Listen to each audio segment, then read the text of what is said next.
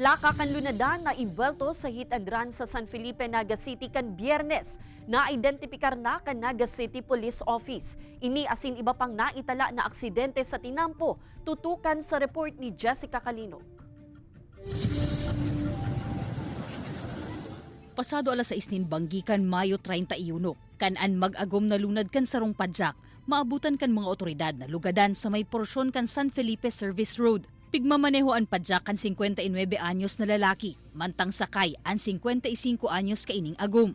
Susug sa investigasyon kan pulisya, sarong kasunodan kaining bihikulo ang aksidenteng nakabudal sa padyak. Alagad imbes na magpundo asin tabangan ang mga biktima, nagdire-diretso sa naini sa pag-arangkada. Kasubagong aga, na-identipikar na kan Naga City Police Office ang plaka kan bihikulo na nang hit and run. Nakikikoordinar naman sinda sa Land Transportation Office, nganing masusog ang pagkakabisto kan nagmamaneho kan bihikulo. Hit and run, nabanggaan siya tapos nagdulag.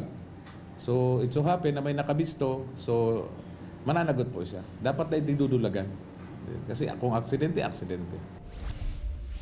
Sa Huban Sorsogon, dahi na nakasalbar ang driver asin backride kan sarong motorsiklo, kan aksidenteng makabanggaan ang sarong bus na biyaheng Metro Manila. Nangyari ang insidente pasado alas 12 matanga kan Hunyo 2 sa may sitio Kaladgaw, Barangay Buraburan. Nagpurbar na magdulag ang bus. Alagad na dakop man giraray sa may Barangay Kabidaan, Sorsogon City. Sa Labo, Camarines Norte man, lugadan ang sarong rider asin suno kaini kan maaksidente sa may Barangay Malangkaw, Basud kan Hunyo 2 Banggi. Pigtutubudan na nakainom ang duwa. Papuli na kutaan mga ini sa Jose Panganiban kan mawaranin kontrol sa pigmamanehong motorsiklo. Maswerteng mayo manin ibang lunadan sa lugar kan mangyari ang insidente. Kaibanan si Gerald Gandia, Jessica Calinog, Balitang Bicolandia.